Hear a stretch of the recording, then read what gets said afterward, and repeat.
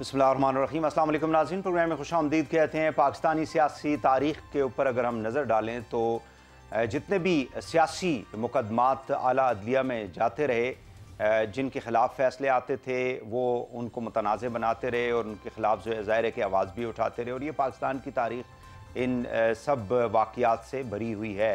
अभी हमने देखा है कि recently supreme court of Pakistan ने 2 सूबों में इंतखाबात के हवाले से खुद नोटिस लिया और उसके ऊपर अपना एक फ़ैसला उन्होंने दिया है कि इलेक्शंस जो हैं उनको जो आइन के अंदर लिखा हुआ है 90 रोज़ के अंदर, उसके अंदर ही आपने करना है। उसके बाद हमने देखा कि ECP ने कंसल्टेशन की सुप्रीम कोर्ट की उस डिसीजन के नतीजे में प्रेसिडेंट ऑफ पाकिस्तान से, और 30 अप्रैल का दिन जो है वो इंतखाब किया गया है पंजाब में इलेक्शंस के लिए। और इसी तरह एक ख़त जो है, चिट्ठी जो है ECP ने गवर्नर KP को भी लिखी है। उन्होंने कहा है जी कि चूँकि आगे 2 रोज़ छुट्टी है तो अब मंडे को हो सकता है कि वो कोई जवाब जो है वो इस हवाले से दें, लेकिन उन्होंने ये ज़रूर कहा है कि सदर साहब जो है वो अगर मुझसे मशवरा कर लेते तो कोई एक ही डेट जो है इस हवाले से अनाउंस की जा सकती थी। बहरहाल इसके ऊपर जो मौजूदा इत्तेहादी हुकूमत है वो खुश नहीं है इस फैसले के ऊपर, और हमने देखा कि जब ये फ़ैसला आया था तो उस रोज़ इवन के लॉ मिनिस्टर ने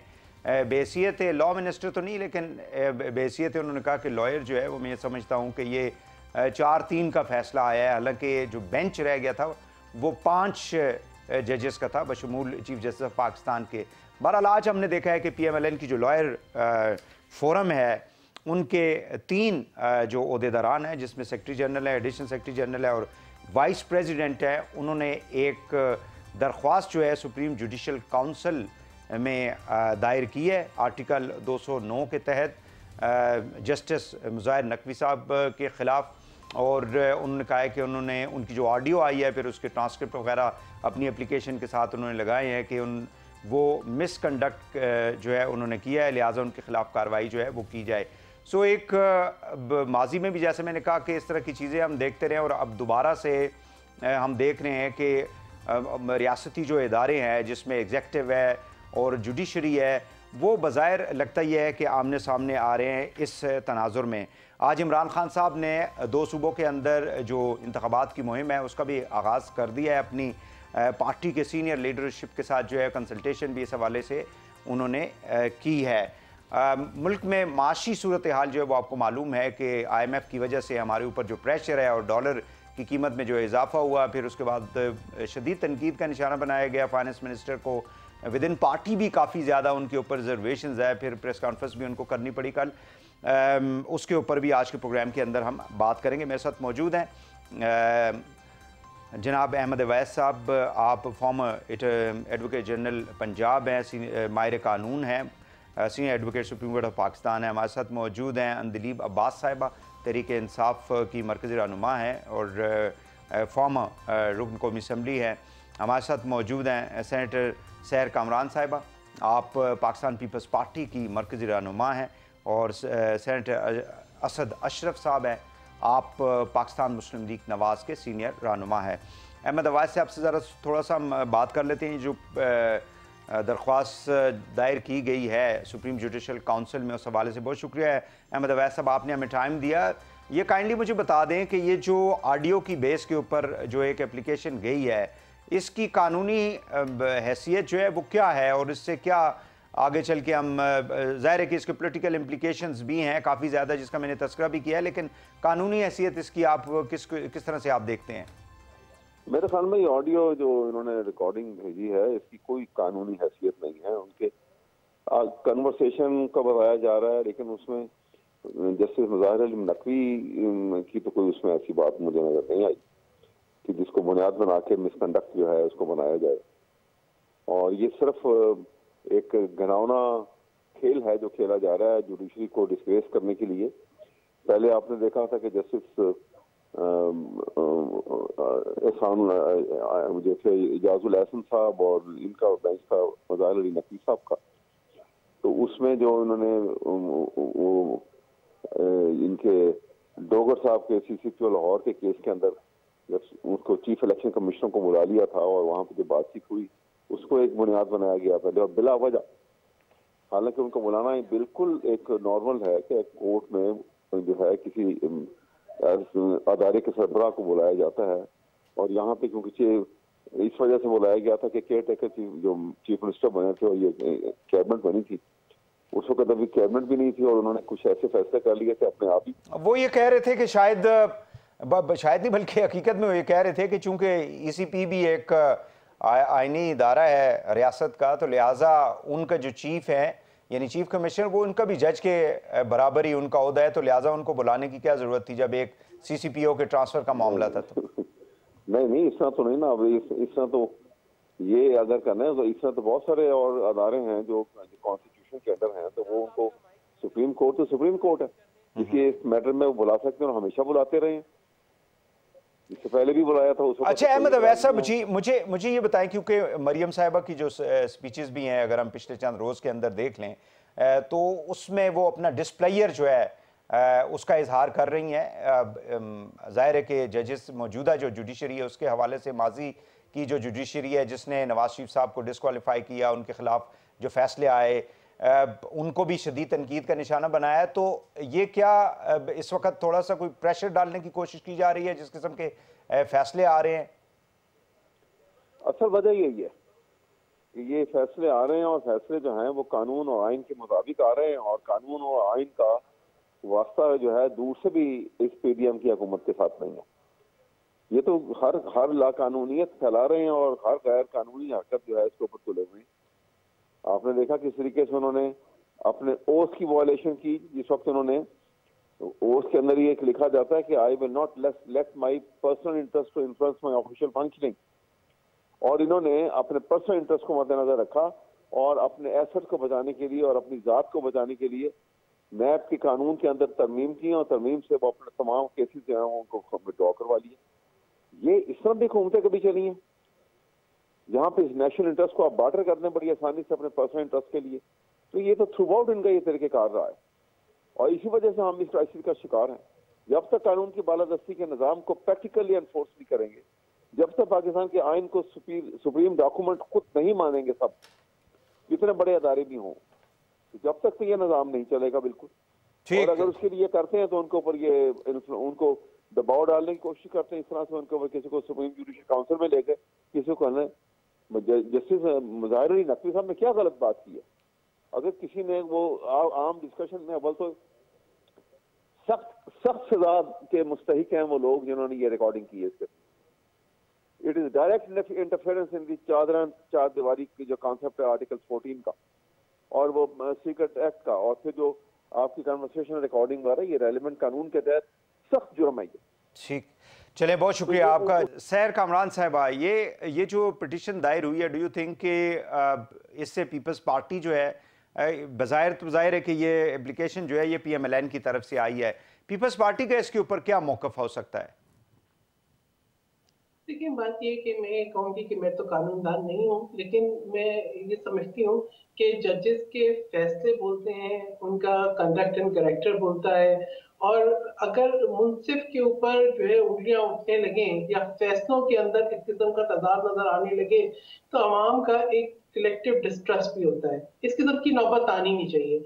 आप मेरी बात ना सुने, आप PMLN की बात ना सुने, आप PDM की बात ना सुने, आप जो है सिर्फ मैं समझती हूँ कि जो मौसिस बेंच था उसके अंदर से आने वाली आवाजों को जरूर सुने।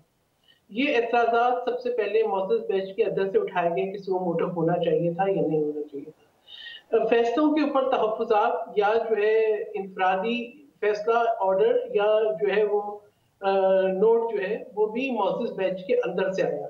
तो मैं समझती हूँ कि इस बात पे जरूर तवज्जो देने की बात है कि डिसेंटिंग नोट जरूर आते हैं, लेकिन जो है दो राय हो सकती हैं, लेकिन जो एक इंसाफ के निज़ाम के ऊपर जहां पर शक व शुबात पैदा हो जाए तो वो बेहतर नहीं है। और मैं समझती हूँ कि ये बहुत ज़रूरी है कि हमारी आला अदलिया जो है वो एक ऐसी मिसाली अदलिया हो जिस पे पाकिस्तान के अवाम को ट्रस्ट हो। बाकी लगता है कि बहुत ज़्यादा पॉलिटिकल इन्वॉल्वमेंट है। मैं इसलिए भी इस बात पे बहुत खाइफ रहती हूँ कि पीपल्स पार्टी ने बहुत जो है जो एक जुडिशल एक्टिविज्म है उसको फेस किया है। शहीद जुल्फ़िकार अली भुट्टो का जुडिशल मर्डर, हमारी जिस तरह की हुकूमतें गई, फिर माशाल्लाह की तौसीक और उसके बाद जिस तरीके के फैसले आए, लेकिन फिर भी हमने पीपल्स पार्टी का एक मौकिफ है, हमने हर चले आप लोगों की हुकूमत जी, आप लोगों की हुकूमत ने, आप लोगों ने हमेशा जो है जुडिशरी और जाहिर है जो आप बात कर रही है कि हर इदारे के हवाले से रिस्ट्रेंट शो किया है, डू यू थिंक कि आजकल जुडिशियल एक्टिविज्म हो रहा है मौजूदा दौर के अंदर कोई? देखिए, जुडिशियल एक्टिविज्म खत्म तो कहीं नहीं हुआ, ठीक है, और ये भी हमें नजर आया कि जो है बल्कि आपको ये तहफ्फुज़ात बाहर स्टेशन से भी आए, इस्लामाबाद बाग से भी आए और सुप्रीम कोर्ट से भी आए और जो है डिफरेंट जो वकला की तंजीमें उनसे भी आए कि जो है मखसूस किस्म के बेंच बन गए। तो ये तो मैं समझती हूँ कि वो हर बंदे की एक अपनी सोच होती है, उससे अलग नहीं कर सकता। ये बड़ी एक मैं समझती हूँ इखलाकी जिम्मेदारी है। लेकिन जी मैं आगे बढ़ूंगा अब अंदलीब साहबा की तरफ, लेकिन मुझे काइंडली ये बता दें कि इस किस्म के एनवायरनमेंट से जब यानी रियासत के इतने बड़े इदारे जो हैं, एक तरफ जुडिशरी, दूसरी तरफ अगर एग्जेक्टिव खड़ी हो जाए तो फिर मुल्क आगे कैसे चलेगा? मतलब फिर तो जाहिर है कि प्रॉब्लम क्रिएट होंगे। जी मैं आपके जो है ना सामने कुछ ऐसे फैसले हमें जरूर देखने होंगे जहां पे मैं समझती हूँ कि जुडिशरी की वजह से बहुत सारे मामला जो है वो कॉम्प्लेक्सिटी का शिकार हुए, जो कि नहीं होने चाहिए थे। आज जो पाकिस्तान के अंदर सिचुएशन है उसके अंदर हम सबके को एक इंट्रोस्पेक्शन की जरूरत है कि हम अपने अपने किरदार को जांचें और ये देखें कि ये मुल्क हमारा है, इसको हमने किस जो है वो अपने इंटरेस्ट के लिए आजमाइश में और मुल्क को भी और मुल्क के अवाम को भी डाला हुआ है। तो यकीनन बहुत सारी जगहों पे ये तहफ्फुज़ात सबसे पहले जुडिशरी के अंदर से थे, बेंच के अंदर से थे कि यह सुओ मोटो केस नहीं बनता था। इससे पहले भी बहुत सारे ऐसे फैसले आए जिनके पाकिस्तान में फाइन बने, चाहे वो रोकोटेक का फैसला हो, चाहे वो जो है वो कोई और इस तरह के फैसले हो, जहां पे जुडिशरी ने इंटरफेयर किया, जुडिशरी ने अपने बहुत सारे मामला को उस बारीकी से नहीं देखा, जहां पे ऐसे फैसले आए जिसकी कीमत पाकिस्तान ने अदा की। वो हमने पावर प्लांट के उस पर भी देखा, वो हमने रोकोटेक के ऊपर भी देखा, वो हमने जो है और भी बहुत सारे मामला में देखा। अंदलीब साहब, मैं आपसे बात करना चाह रहा हूँ, मैं सिर्फ पूछना चाह रहा हूँ कि इस वक्त जो मुल्क के अंदर जो एक सिचुएशन है, और आज भी मरियम औरंगज़ेब ने कहा है जी कि इमरान खान की 2 पेशियाँ और दूसरी तरफ 80 पेशियाँ जो है वो अदालत के अंदर होती रहीं। ये चंद रोज़ यानी जेल में नहीं रहे, और यहाँ पे हमारे लोग जो हैं वो 300, 250, 400 रोज़ जो हैं वो जेलों के अंदर रहे। सो एक इम्प्रेशन ये दिया जा रहा है जैसे अदालतें जो हैं वो कोई थोड़ा सा रिलैक्स किस्म का जो है अप्रोच टुवर्ड्स पीटीआई की क़यादत की तरफ है। क्या कहेंगे आप? जी शुक्रिया वहीद। सबसे पहली बात तो ये है कि ये जो इम्प्रेशन दिया जा रहा है ये इम्प्रेशन नहीं है, ये पूरा प्लान है, और इस प्लान की जो लीडर है वो मरियम नवाज है, और अच्छी बात यह है कि वो हमारी सबसे अच्छी खिलाड़ी है, तो इसलिए वो इम्प्रेशन जो है वो शुरू होने से पहले ही ख़त्म हो जाता है। क्यों? नंबर 1, PMLN की हिस्ट्री है। आपको पता है कि वो कभी भी अदालतों के फैसले नहीं मानते जो उनके खिलाफ हो। सबसे पहली बात तो यह है कि 1998 में आपने देखा, 97-98 में कि जस्टिस कयूम को फ़ोन हुआ और अपना फैसला खुद मनवाया गया, इसमें तो कोई दो राय नहीं है। फिर उसके बाद इन्होंने सुप्रीम कोर्ट पे हमला कर दिया जब इनके खिलाफ फैसला है, सारे अंदर दाखिल हुए, जजों को मारा, जज जो है बाथरूमों में घुसे, अपने आप को बचाया। तीसरी बात यह है कि इरशादनामा में जस्टिस इरशाद ने लिखा है कि इन्होंने बलूचिस्तान में जो है तारड़ साहब जो प्रेसिडेंट थे वो गए बक्से भर के पैसे लेके बेंच को खरीदने वहाँ, तो इनकी हिस्ट्री है ये। अब मसला पहले ये होता था कि लोगों को पता नहीं होता था, अब मरियम उसी टोन में है जैसे वो पिछले 30 साल में झूठ बोलती रही है और जाके हर जगह कहती रही है, और मिल मिला के मीडिया में वो ये इम्प्रेशन करने में कामयाब हो जाते थे। लेकिन अब मसला ये है कि ये है आपका स्मार्टफोन का और स्मार्ट यूथ का एरा। सबको पता है, ये जो विजुअल्स हैं, वीडियोस हैं, 1000 दफ़ा लोगों ने देखी। अच्छा, अब आ जाए जी इस फैसले पे। करती क्या है कि जी जो दो तस्वीरें लगा के जो कि इस बेंच पे जजेस हैं उनके ऊपर वो छाड़ कर देती हैं। और अभी जो मेरे कॉलीग ने कहा कि जी दो जजेस बीच में भी उन्होंने भी इख्तलाफी नोट दिया, बिल्कुल इख्तलाफी नोट होना चाहिए, लेकिन उन्होंने इख्तलाफ किस बात पे किया? पांचों जजेस ने इस बात पे इख्तलाफ नहीं किया कि 90 दिन से ज्यादा नहीं होने चाहिए। सब मानते हैं 90 दिन से ज्यादा नहीं होने चाहिए। इख्तलाफ किया कि जी खुद नोटिस नहीं लेना चाहिए। जस्टिस मंसूर अली शाह ने लिखा कि जी खुद नोटिस जो है नहीं लेना चाहिए, क्योंकि नीचे लाहौर हाई कोर्ट की अदालत में इंट्रा कोर्ट अपील भी गई हुई थी और कुछ फैसले वहां थे। अब मसला वही जो मैं बता रही हूँ, पहले शायद ये चल जाता, अब वो आ गई जी आर्टिफिशियल इंटेलिजेंस। आपने आपके रिसर्चर ने तो नहीं ये देखा, लोगों ने, अवाम ने उसमें डाला और किया, और बेशुमार फैसले आ गए जो कि खुद नोटिस के जरिए अदालतों ने, सुप्रीम कोर्ट ने लिए हुए थे। अभी के अपीलें नीचे पड़ी हुई थी लाहौर हाई कोर्ट में।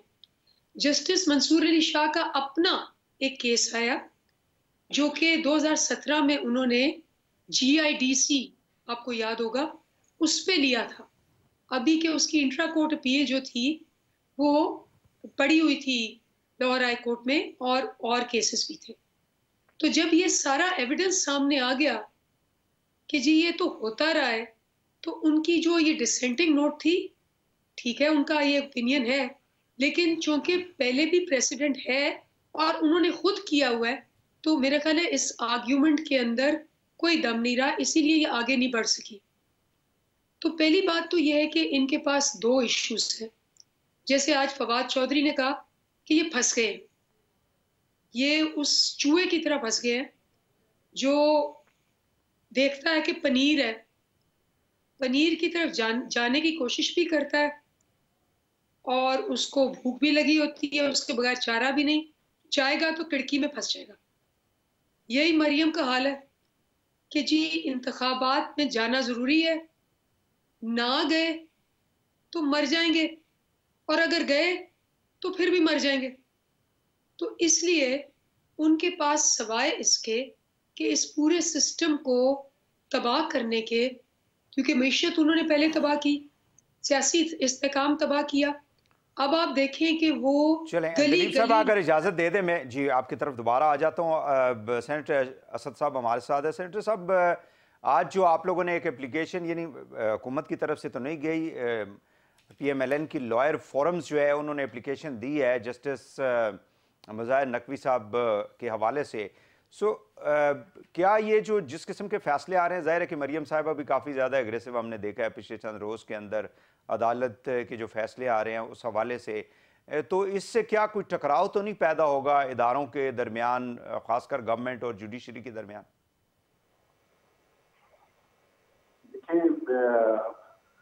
टकराव तो सुप्रीम कोर्ट के अंदर से शुरू हो गया। आप देखें ना, जिस तरह बेंच फिक्सिंग हो रही है और जिस तरह की बातें हो रही हैं, जुडिशियल कमीशन से गुस्से में उठ के चले जाना, पेपर्स टेबल पे पटक के, और इस तरह की, जब इस तरह की अथॉरिटेटिव बात होगी तो फिर इसी तरह होगा।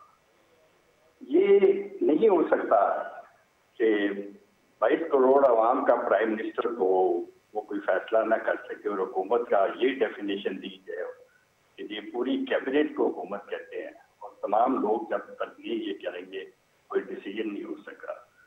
तो ये एक वन मैन जो है वो डिसीजन, हर तरह की पावर अपने पास रखना, ये भी कहीं अच्छा नहीं लगता। मेरा भी ख्याल है कि कोई ऐसी बात, क्या आप अपना प्रोग्राम अकेले अपनी मर्जी से कर सकते हैं? नहीं, बहुत सारी चीजें देखनी पड़ती हैं। और जब इस तरह के पब्लिक मैटर्स आए जिसमें 22 करोड़ आवाम की बात हो, तो मेरा ख्याल है, मेरी जाती राय भी है और होना भी यही चाहिए कि फुल बेंच बनना चाहिए, ना कि पर्टिकुलर लोगों का जिनका रिकॉर्ड ऐसा हो कि वो तमाम केसेस जिस तरह आ रहे हो। लोग फिर बात करते हैं बेंच फिक्सिंग की, लोग फिर बात करते हैं विंडिक्टिव एक्शन की, लोग फिर बात करते हैं मॉनिटरिंग जज की, फिर बात करते हैं JIT की। ब्रेक के बाद हाजिर होते हैं और प्रोग्राम को भी आगे बढ़ाते हैं। हमारे साथ रहिएगा।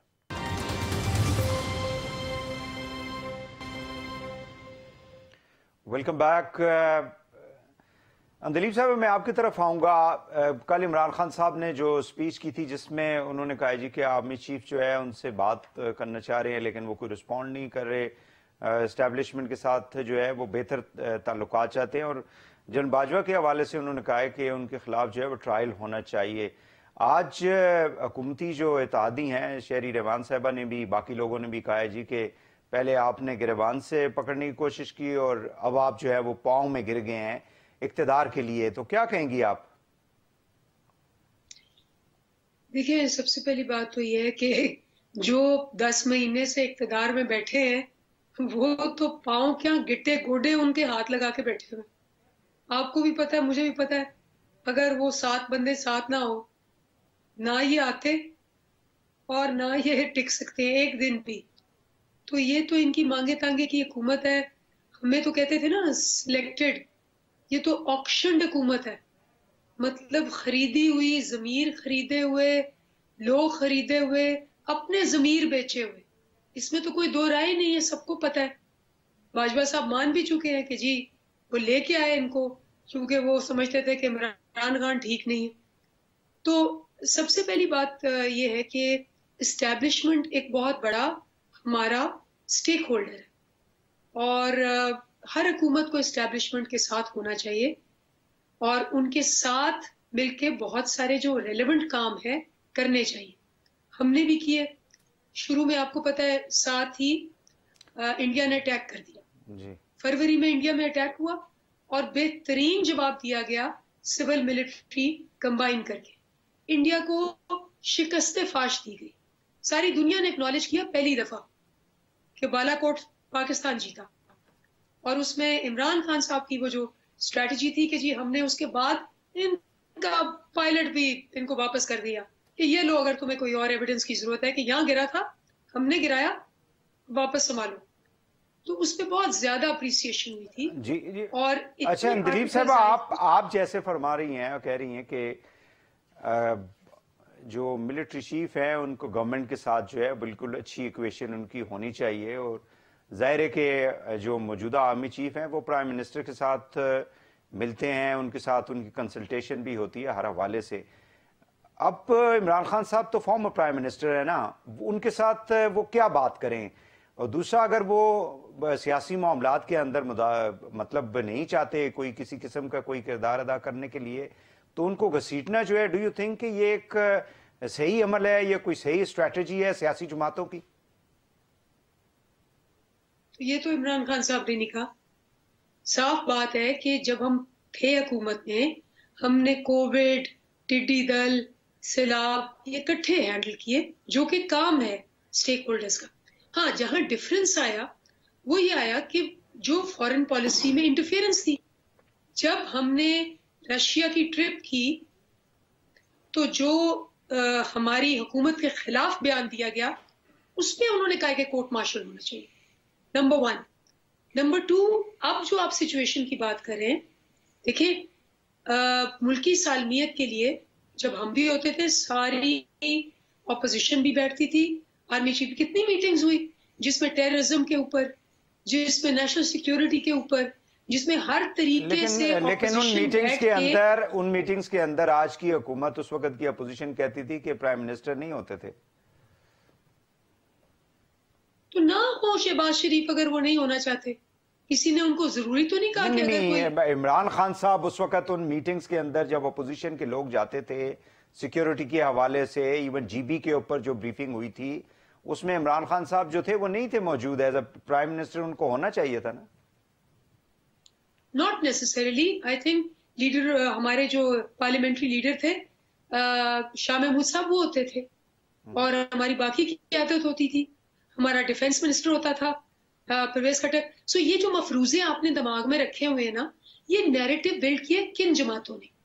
पहली जमात जो है पीपल्स पार्टी जो थे वो पैदा ही अयूब खान के दौर में हुए।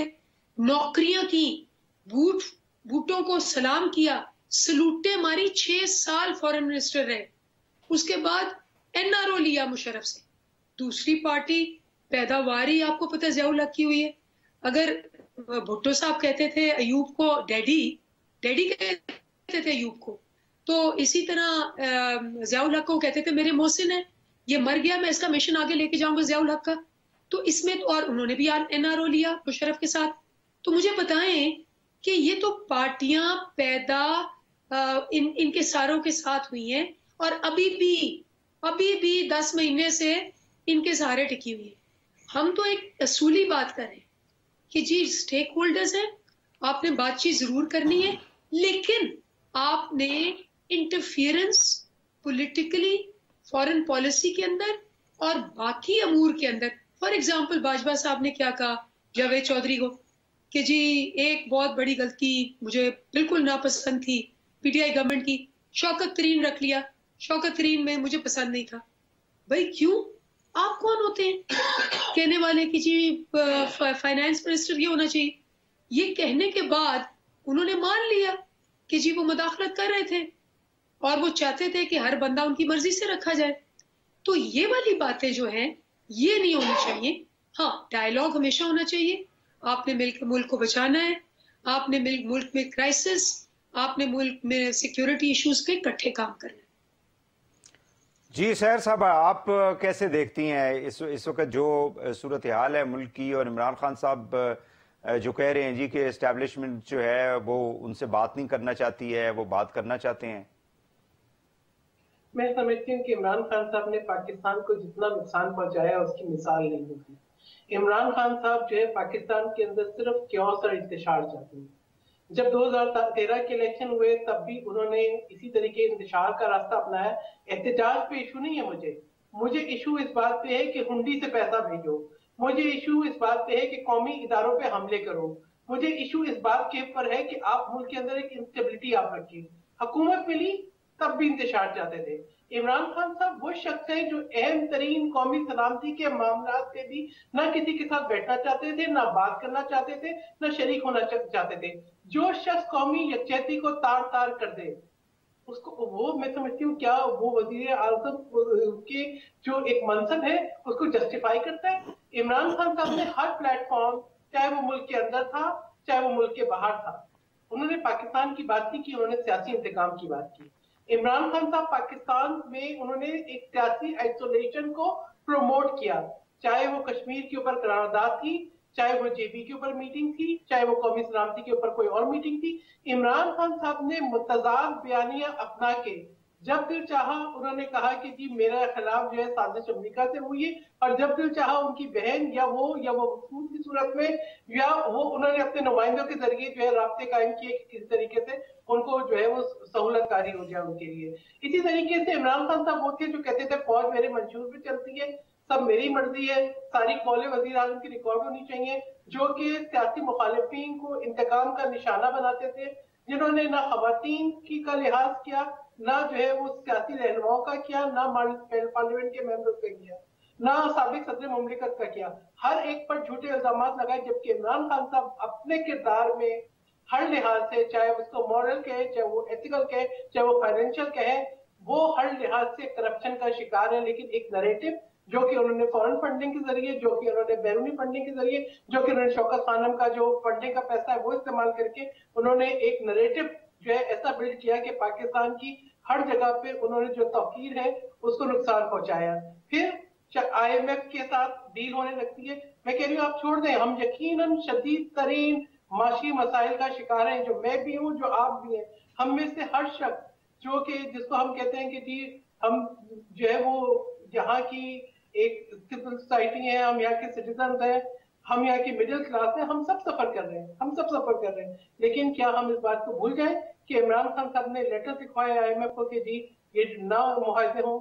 क्या ये इस बात को भूल जाए कि 2021 नवंबर 2021 दिसंबर के अंदर इनके काबीना के रुकन शब्बर जैदी जो है रज़ाक दाऊद, उस वक्त के गवर्नर पंजाब, सभी बता रहे थे कि हम जो है दिवालिया हो चुके हैं और हम IMF। चलें, मैं आपकी तरफ आता हूँ। जी जी एक जी मिनट सर, मुझे बात जी मुकम्मल जी करने दें। मैं किसी जी के लिए ऐसे अल्फाज नहीं इस्तेमाल करती जो कि चूहा या कुछ और या कहती, लेकिन मैं ये जरूर कहती हूँ कि हमें देखना चाहिए, अपनी गलतियों का इंट्रोस्पेक्शन करना चाहिए। इमरान खान साहब इंतशार की राह पर है और इस बात का क्या किसी के पास कोई गारंटी नहीं है कि आज इलेक्शन हो जाए तो इमरान खान साहब दोबारा। सहर साहिबा, आप लोग देखें, आप लोग अगर देखें इस वक्त 8, 9, 10 महीनों के अंदर ये तो फैक्ट है ना कि मईशत जो है वो बतदरीज नीचे की तरफ ही जा रही है अनफॉर्चुनेटली।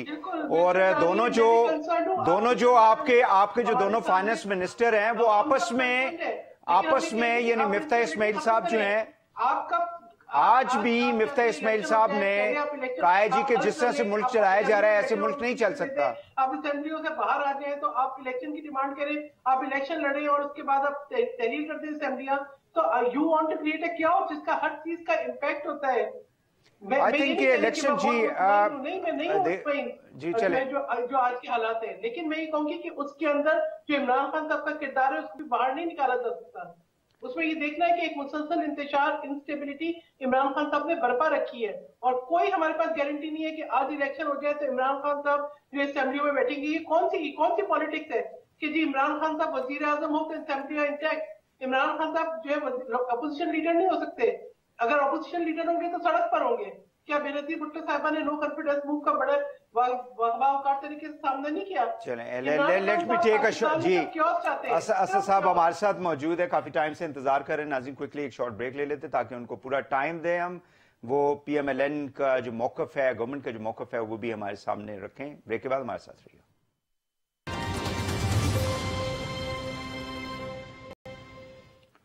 Welcome back. साहब मुझे ये काइंडली बता दें कि वे फॉरवर्ड क्या है, अगर जिस तरह की इस वक्त सिचुएशन है मुल्क में मईशत की, बहुत ज़्यादा प्रेशर है मईशत के ऊपर और गवर्नमेंट जाहिर है कि जेब में पैसे ना हो तो बंदा एक रोटी नहीं खरीद सकता, तो बातें तो फिर आप जितनी मर्जी है करते रहें। और इस वक्त हम देख रहे हैं कि जो फाइनेंस मिनिस्टर है मिफ्ता इस्माइल पहले रहे, फिर अब इसहाक डार साहब आ गए हैं, तो वो एक दूसरे के ऊपर इतने ज्यादा यानी तनकीद करते हैं कि PTI वालों को या किसी और को करने की तनकीद करने की जरूरत ही नहीं है आपकी गवर्नमेंट में। So what is the way forward? Do you think कि ये जो फैसला आया है अब इसके ऊपर अमल दरामद होना चाहिए, जो भी एक प्रोसेस है इलेक्शन का उसको आप करें ताकि ये इनस्टेबिलिटी का जो अंसर है मुल्क के अंदर से वो खत्म हो? जी बिल्कुल ठीक आपने कहा कि ये जो इंतशार है मुल्क में ये खत्म होना चाहिए। और आप ये देखें पिछले 1-1.5 साल से जब प्राइम मिनिस्टर भी थे फॉर्मर, वो किस तरह डिस्टेबलाइज करने की कोशिश करते थे। 60 के करीब जलसे किए सरकारी प्रोटोकॉल के साथ, क्योंकि हर सूबे में इनकी हुकूमत थी उस वक्त 87% में कर रही थी और हर जगह जाके लाखों लोगों को रोज मिन्नत तलब करते थे कि बाहर निकले और ये करें। लेकिन लोगों को पता था, लोग जानते थे कि ये हालत पाकिस्तान की फाइनेंशियल और इकोनॉमिक मैशत के तबाह करने वाले जिम्मेदार कौन है। इनके अपने गवर्नर पंजाब ने मीडिया के सामने, अवाम के सामने ये कहा कि हमारी हुकूमत ने, PTI की हुकूमत ने 6 अरब डॉलर के लिए IMF के हाथों पाकिस्तान के स्टेट बैंक और पाकिस्तान के तमाम जो आज़ादी है वो गिरवी रख दी है। और वो ये भी कहा उन्होंने कि ये 6 अरब डॉलर हमें ये इस साल नहीं मिलने इकट्ठे, 2 अरब डॉलर हर साल over the period of 3 year. तो आप ये समझें कि अगर आज तक पाकिस्तान डिफॉल्ट नहीं किया तो ये फिर हमारी इकोनॉमिक टीम की और गवर्नमेंट की परफॉर्मेंस है। आप देखें किस किस्म के खतूत लिखे गए IMF को, किस किस्म के फॉरेन मीडिया में मैसेज भेजे गए हैं, बाहर किस तरह ओवरसीज पाकिस्तानी को इस्तेमाल करके पाकिस्तान का इमेज खराब किया गया। और अल्हम्दुलिल्लाह उसके बावजूद ना आप डिफॉल्ट करेंगे इंशाल्लाह ना। लेकिन असद साहब देखें, प्रैक्टिकली स्पीकिंग आपके डिफेंस मिनिस्टर जब ये कहते हैं, चले उन्होंने एक पब्लिक अपनी उसके अंदर एड्रेस कर रहे थे, but he is the federal minister, you know, वो अगर ये कहते हैं कि हम जो है वो टेक्निकली डिफॉल्ट कर चुके हैं, तो जब आप लोगों की हुकूमत आई थी तो 10.2 या 10.7 के करीब या 11.2 के करीब बिलियन डॉलर्स जो थे हमारे पास रिजर्व्स थे। आज देखें हमारी सिचुएशन क्या है, where we are standing at the moment. और खान साहब ने तो आज भी तकरीर में कह दिया है जी कि पूरे मुल्क के अंदर इंतखाबात जो है वो करवाए जाएं, ना सिर्फ के 2 सूबों के अंदर। तो why we shouldn't go for election, और जो भी एक स्ट्रांग हुकूमत आती है उसके हवाले करें मामला, जो भी आप लोग जीत जाए, कोई भी जीत जाए, पीडीएम जीत जाए। खान साहब की जब से पार्टी के चेयरमैन बने और इन्होंने पार्टी बनाई है, इनका यही वतीरा और कौम इसे देख रही है। सुबह सूखते हैं और रात को चाटते हैं, ये इनकी बड़ी पुरानी आदत है। आज जो बात कर रहे हैं ये कल इस पे स्टैंड नहीं। आपने देखा जब 2 सूबों की हुकूमत इलेक्शन की बात हुई और सुप्रीम कोर्ट ने अपने ऑर्डर दिए, तो साथ ही उनका शाम को बयान आ गया कि एक ही वक्त पे सूबाई और कौमी असेंबली के इलेक्शन होने चाहिए ताकि पाकिस्तान में जो पैसे लगेंगे वो सेव किए जा सके। कहने का मकसद ये है, ये खुदगर्ज इंसान की सोच है जो चाहता है कि इलेक्शन हो, मैं अभी पॉपुलर हूँ, ये गलत फहमी है इनकी। पंजाब में अभी तक 3 बड़े इलेक्शन हुए जो सारे पंजाब में हुए हैं। 16 का लोकल बॉडीज इलेक्शन पूरे पंजाब में पूरी तरह शिकस्त हुई है। एक भी डिस्ट्रिक्ट ऐसा नहीं था जिसमें इनका चेयरमैन या वाइस चेयरमैन या मेयर हो, पूरे पंजाब में। लेकिन आज सिचुएशन देखिए जी, जब ये गवर्नमेंट में थे तो आप लोग बाई इलेक्शन जीतते रहे। देखिए वन पेज का और अंपायर की उंगली खड़े होने का बड़ा वो था। उस वक्त भी ये इलेक्शन पंजाब में हमारे से हारे। तीसरा बड़ा इलेक्शन जो है वो कंटोनमेंट बोर्ड का तमाम पंजाब में हुआ, वहां भी ये बुरी तरह बेहतर शिकस्त खाई है। तो ये इनकी गलत फहमी इस इलेक्शन में भी जो आएगा, और जिस तरह आपने कहा कि जो फाइनेंशियल और मईशत का हाल ये करके गए और जो है उसमें क्या ये मुल्क 1 साल और इंतजार कर सकता है कि ये गैर यकीनी सूरत हाल में रहे और इलेक्शन हो? आप अफोर्ड कर सकते हैं कि यहाँ केयर टेकर गवर्नमेंट जो है उसको दे दिया जाए और उसके बाद इलेक्शन? सर आप लोग 10 महीनों में भी तो देखे, केयर टेकर गवर्नमेंट टोटल 60 दिन के लिए आएगी, आप लोग 11 महीनों में भी तो कुछ नहीं कर सके ना अनफॉर्चुनेटली। आप लोग फैक्ट्स को भी तो माने ना कि आप लोग उस वक्त इलेक्शन करा देते, 60 दिन में इलेक्शन हो जाने थे, सब कुछ सारा कुछ ठीक हो जाता, आप लोग भी आ जाते। लेकिन एक परमानेंट गवर्नमेंट होती ना इस मुल्क के अंदर।